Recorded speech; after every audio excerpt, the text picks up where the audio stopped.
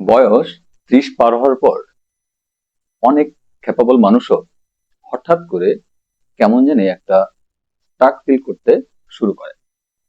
অনেক প্রফেশনালস দেখেছি যারা বছরের পর বছর শুধু কাজ করেই যাচ্ছে, তাদের এক্সপিরিয়েন্স বাড়ে বাট তাদের স্কিলস আপগ্রেড হচ্ছে না। একটা সময় পরে তাদের মনে হয় নতুনরা মনে হয় অনেক দ্রুত তাদের থেকে এগিয়ে যাচ্ছে। প্রবলেমটা কিন্তু ট্যালেন্টে না,